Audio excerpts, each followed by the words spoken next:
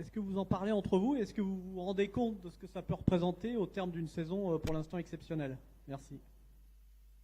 Bonjour à tous. Pardon, je parle un peu trop fort. Je pense qu'on est conscient de l'importance de ce match. C'est une opportunité honneur pour nous. Déjà, c'est une compétition que ça se passe à chaque 4 ans. Et nous, on a l'opportunité d'être ici en finale et s'y battre pour ce titre. Alors, depuis le premier jour qu'on est arrivé ici, le coach il a lancé ça déjà. Il avait dit que ça a été une opportunité vraiment importante pour nous, une opportunité honneur. Parce que à chaque 4 ans, on ne sait pas comment on sera ici à 4 ans. Et on va avoir une autre opportunité pour jouer cette compétition. Alors, on s'est mis dans notre tête depuis le premier jour. Ça a été une compétition on s'est vraiment amusé de jouer contre des adversaires qu'on n'a pas l'habitude. C'est différent de la Champions League. Et je pense que voilà, aujourd'hui, arriver jusqu'à là avec le chemin qu'on a fait avec les adversaires qu'on a joué, il y a vraiment une valeur importante pour nous. Et d'aller chercher ce titre et gagner ce titre, ça sera vraiment une saison parfaite, très difficile à reproduire. Et alors c'est ça, cette opportunité, c'est vraiment très importante pour nous et on a tient à cœur d'aller chercher ce titre. Bonjour Marquis, à gauche, ici. Adrien Chantevolet du Parisien. Toi, en tant que capitaine, quel bilan tu tires de cette aventure humaine? Vous avez passé un mois ensemble quasiment non-stop. Qu'est-ce que ça t'a fait et quel est ton meilleur souvenir en dehors du terrain pendant tout ce mois passé? Super. On a vécu vraiment un très bon mois ensemble. Le coach nous a donné quelques temps de liberté aussi quand même. On a pu faire quelques sorties en famille, quelques sorties entre amis. On a eu l'opportunité de bien s'amuser sans perdre le focus dans la compétition. Et c'est ça qui nous a permis d'arriver jusqu'à on est arrivé avec le groupe qu'on a, avec la conscience qu'on a, avec l'envie de jouer tous ensemble, de partager des moments tous ensemble. Et ce moment aussi à l'extérieur, ça nous a permis d'avoir cette fraîcheur, avoir cette envie, avoir la bonne mentalité. Et tout a été parfait. Et je pense que voilà, quand on est arrivé jusqu'ici, il y a pas de regrets à faire. La préparation, elle a été dans les meilleurs et je pense que vivre une compétition comme ça, un mois ensemble, ça donne beaucoup d'expérience, ça nous ramène beaucoup de mémoires pour notre groupe et je pense qu'il y a que de bien à faire. On voit comment on s'amuse tous ensemble, on passe des bons moments à l'entraînement, que ce soit à l'entraînement à l'extérieur, à l'hôtel. Le groupe il vit vraiment très très bien tous ensemble. On sait que tout le monde a son importance dans le groupe et voilà, c'est une compétition qui montre ça là. Bonjour, Baptiste Bécard de l'AFP. Je voudrais avoir votre avis, que vous nous décriviez Fabian Ruiz qui est devenu lentement mais sûrement l'un des meilleurs milieux du monde. Mais c'est quelqu'un d'assez discret. Est-ce que vous pourriez nous raconter un petit peu comment est Fabian Ruiz en dehors du terrain? Parce que sur le terrain, on voit bien qu'il est excellent. Merci. Ouais, en dehors du terrain, il est excellent aussi. Des fois, c'est bizarre un peu parce que nous, on connaît la qualité du joueur. Depuis le premier jour qu'il est arrivé, j'avais pas de doute sur lui. Peut-être que les gens à l'extérieur, ils voyaient pas trop son importance, son impact dans le jeu, mais il a une compréhension tactique. Une intelligence des jeux et de comprendre les espaces, de comprendre les mouvements que très peu de joueurs il a dans le football. Et c'est pour ça qu'il est arrivé où il est arrivé. C'est pour ça qu'il fait ce qu'il fait actuellement. Le coach il a vu, je pense qu'il le connaissait déjà de la sélection et il a vu tout de suite quand il est arrivé ici que lui il allait être un joueur important dans notre équipe. Et je suis très heureux, très content parce que c'est quelqu'un qui mérite, qui a beaucoup travaillé, qui a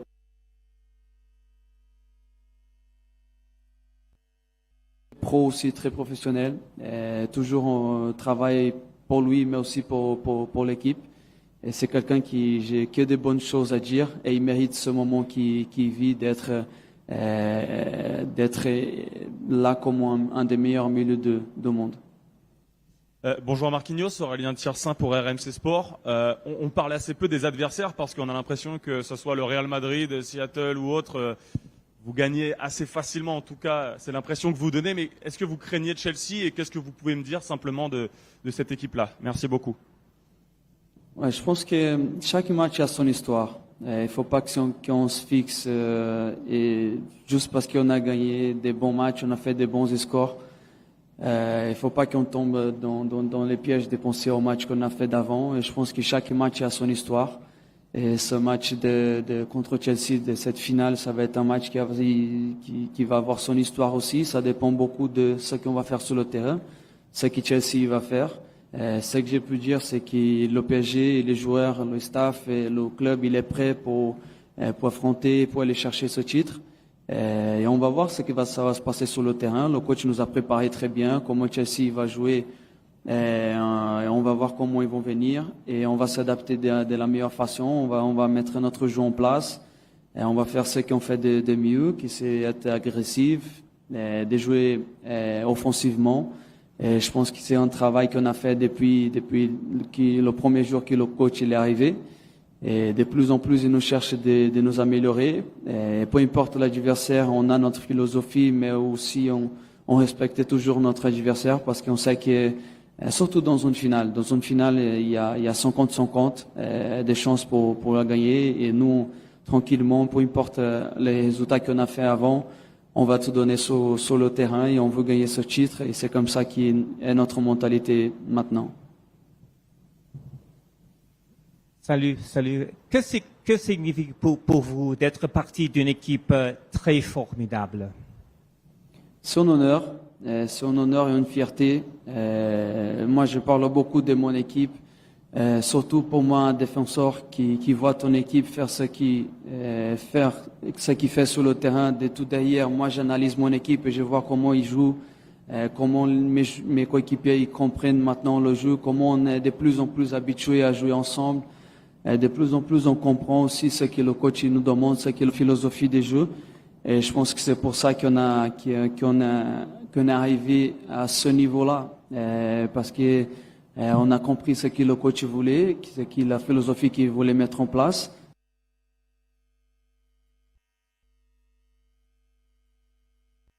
Bien s'y comprendre tous ensemble. Mais je pense que depuis quelques mois, on est vraiment dans un niveau très très bon et très haut de foot, des compréhensions de jeu et des compréhensions de moment. Je pense que mentalement ici l'équipe elle est prête et pour moi c'est un honneur de faire partie de cette équipe de PSG parce que voilà, je pense que c'est une équipe vraiment très forte. Et le moment très spécial de devenir champion de l'Europe.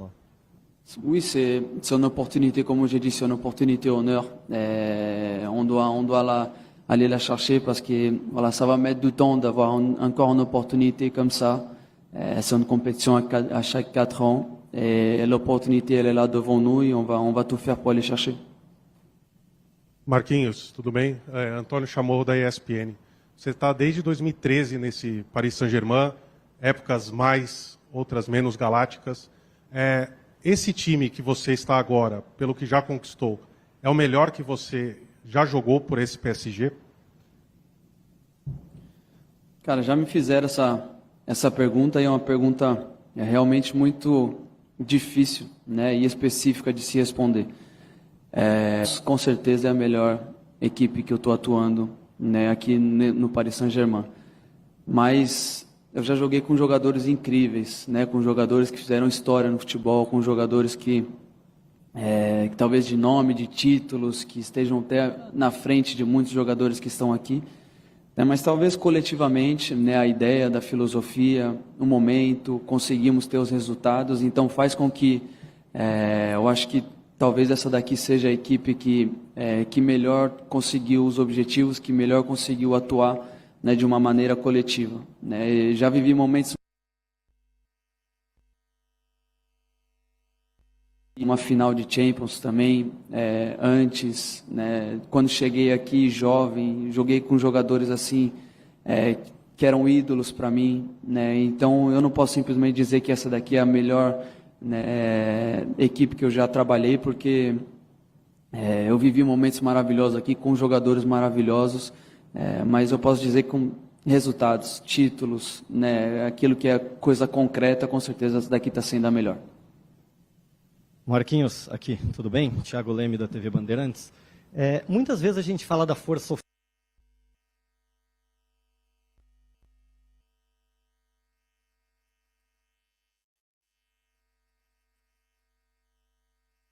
Germain e de várias equipes, mas esse ano, nessa competição, vocês sofreram um gol só, né, para o Botafogo. Nessas 12 temporadas que você está, você já jogou pela direita, pela esquerda, de volante, com vários esquemas, com caras mais novos.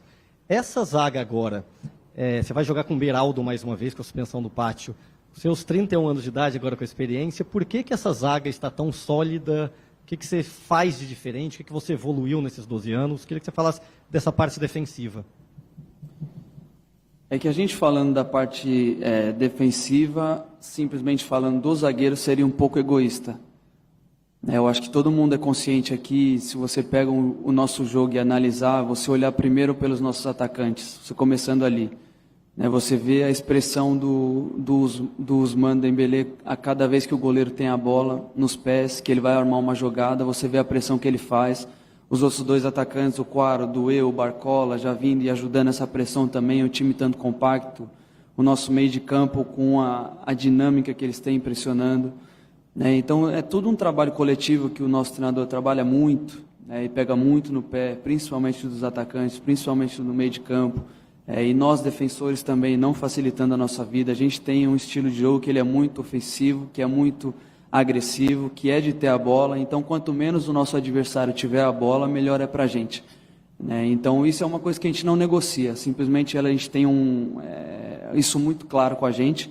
Quando a gente tem a bola, a gente não negocia, quando a gente não tem a bola, a gente não negocia os esforços, todo mundo se doa ao máximo, e eu acho que é isso que faz a diferença. Com certeza eu posso vir aqui e falar muito bem dos meus companheiros de zaga. O Beraldo é um garoto que chegou e se adaptou muito rápido, foi incrível como que ele se adaptou, foi muito bem no ano passado, hoje cada vez mais entendendo melhor, cada vez mais o que o treinador quer, o que é o jogo aqui na Europa, o que é uma Champions League, que é uma Copa do Mundo de clubes, jogos que ele joga e joga muito bem, eu me sinto muito seguro também. O Pátio chegou e já chegando, jogando também, o Lucas Hernandes, o Kimpembe, todos aqueles que fazem aquele papel de zagueiro.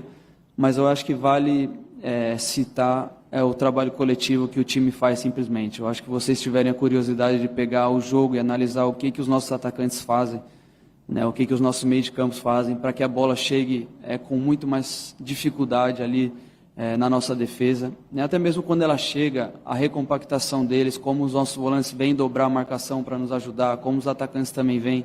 Isso é uma coisa que é o futebol de hoje. O futebol de hoje ele não se negocia mais isso. Eu acho que quando você não tem a bola, você tem que lutar por ela o mais rápido possível. Você não pode se confortar em não ter a bola. E é isso que é a nossa filosofia e é isso que a gente faz dentro de campo. Marquinhos, aqui. Isabela Palhari para a Casa TV Brasil. Qual a maior lição que você tira dessa temporada? Olha, eu acho que lições, talvez, nos momentos difíceis, a gente acaba tirando muitas lições. Essa temporada foi uma temporada maravilhosa, para nós aqui no Paris Saint-Germain. E eu tiro uma lição comigo que ganhar é muito bom. E é por isso que eu quero continuar ganhando, eu vou continuar trabalhando, vou continuar lutando muito. É isso que eu passo para os meus companheiros também, quando eu tenho a oportunidade de falar alguma coisa. Essa emoção que eu tive em ganhar uma Champions League foi uma emoção que eu nunca tinha, assim, poucas vezes tinha sentido na minha vida. Então é um objetivo que eu tinha, eu sei o quanto que é difícil também de ganhar, o quanto que é difícil se manter no topo. Então aqueles jogadores que já ganharam, por isso que eu tenho muita admiração por eles, porque eu sei quanto que é difícil chegar lá, ganhar e se manter lá, tantos jogadores que ganharam muitas vezes. Então é essa fome que a gente vai levar como lição depois dessa temporada. Não acabou ainda, temos mais 2 dias aí de trabalho, mais um jogo muito importante para terminar ela bem, e a gente vai buscar esse título porque é essa lição que a gente quer ter, a gente quer realmente marcar a história e ter fome de vitória, saber o quanto é bom ganhar e o quanto é difícil, é a lição que eu vou levar dessa temporada. Dernière question pour Marquinhos. Marquinhos, aqui no meio, Monique Danello, TNT Esportes. A gente ainda não sabe exatamente o time do Chelsea que vai estar em campo no domingo, porque o Maresca fez um pouco de mistério aqui na entrevista, mas a gente sabe que o João Pedro foi um dos destaques desde que ele chegou aqui, né? Fez gols decisivos na classificação do Chelsea contra o Fluminense. Você teve alguns momentos com o João na seleção e é possível que no domingo vocês tenham que se enfrentar. Tem alguma coisa de lá desse convívio de seleção que você possa usar nesse confronto? Queria que você falasse desse possível duelo nesse jogo de domingo. Obrigada e boa sorte. Valeu. O João, já conhecia ele, já sabia, né, dessa qualidade que ele tinha. Hoje, estando num time como o Chelsea, tendo a oportunidade de mostrar o que ele mostrava ainda mais, né, pela atenção que o Chelsea chama, pelo campeonato que ele está jogando, né, então acaba clarificando tudo assim, ainda mais as suas qualidades, né. Então eu acho que pode ter alguma dúvida ali, mas eu acho que o João com certeza vai jogar pelos 2 gols que ele fez, pelo jogo que ele fez. Se estiver bem fisicamente, com certeza ele vai jogar, né. Então o que a gente viu ali na seleção também era essa qualidade que ele tinha muito aprimorada, né? Um jogador grande, de força, mas que também tem uma técnica e uma velocidade de movimentos que é muito interessante, né? E é por isso que faz dele um atacante muito completo e é por isso que ele tem feito bons jogos como ele está fazendo, né? Então a gente vai ter com certeza atenção redobrada, né? Como a gente tem em cada jogo, né? Como a gente teve também contra o Real Madrid com o Vini, com o Mbappé,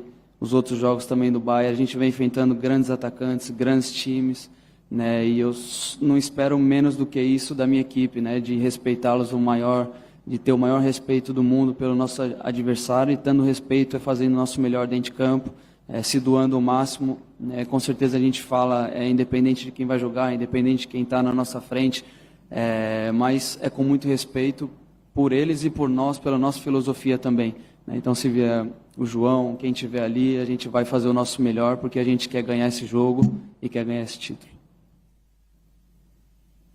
Merci.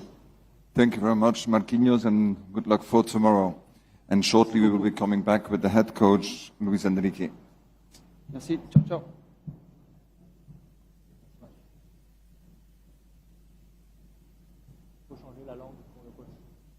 Manuel Neuer, 0-0 à la mi-temps. Au retour du vestiaire, un combat âpre entre les 2 équipes. Exploit sensationnel que de marquer à 2-2.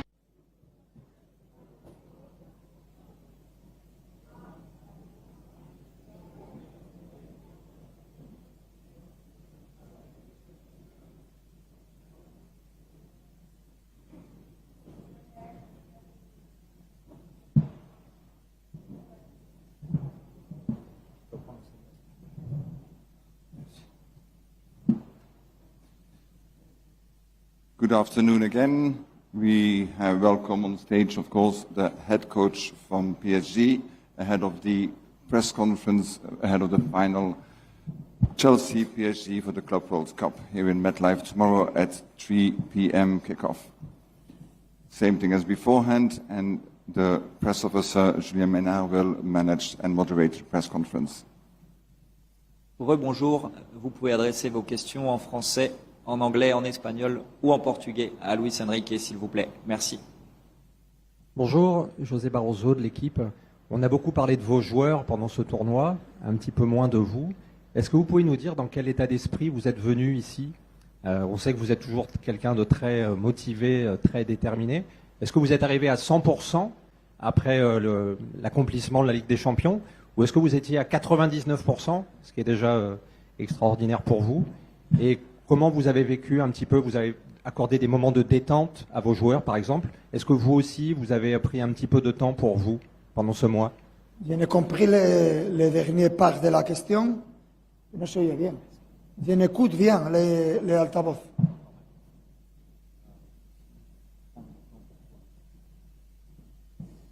Bonjour à tous et toutes.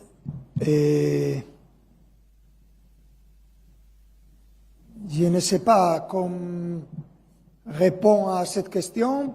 parce que personne ne sait comment arrive chaque équipe. Je ne sais pas exactement les pourcentages, mais ce n'est pas important. Je pense qu'on arrive à le dernier match de la saison avec très bonnes sensations, avec une très bonne année. Et c'est pour nous important de finir cette historique saison de la meilleure des manières. Et je pense que c'est très important pour nous, pour le club et pour nous supporter. Bonjour coach, à gauche Adrien Chantourellet du Parisien. Quel bilan vous faites de l'aventure humaine que vous avez passée pendant un mois ensemble? C'est un mode de fonctionnement un peu inhabituel pour une équipe de se retrouver un mois comme ça non-stop. Est-ce que vous êtes satisfait de tout ce que vous avez vu en termes d'attitude, de comportement de la part de vos joueurs hors du terrain? De la part de mes joueurs, c'était sensationnel. Pendant toute l'année, on a fait, je pense, une année en termes d'efficacité incroyable. On a marqué l'histoire à Paris et on veut encore continuer à faire de l'histoire et chercher de gagner les matchs de demain. Mais si je dois analyser toute la saison, je pense que c'était extraordinaire. Bonjour. Bonjour Baptiste Bécard de l'AFP. On vous a vu après le match contre le Real Madrid aller féliciter Fabian Ruiz au moment où il avait son interview. Vous étiez apparemment très très content. Est-ce que vous pouvez nous décrire l'importance de Fabian Ruiz dans ce PSG? On a l'impression que sous votre mandat, il a vraiment pris toute sa plénitude de milieu de terrain pour être l'un des meilleurs milieux de terrain au monde désormais. Merci. Je pense que ces mots que tu as dit sur Fabian, nous les pouvons dire de pratiquement quelques joueurs du Paris Saint-Germain. C'est la clé de l'équipe. Je pense que tous les joueurs, et en ce moment de la saison, on a eu des joueurs qui n'ont pas joué, mais on a aidé l'équipe en tout moment. Et pour moi, c'est la clé en tant que collectif de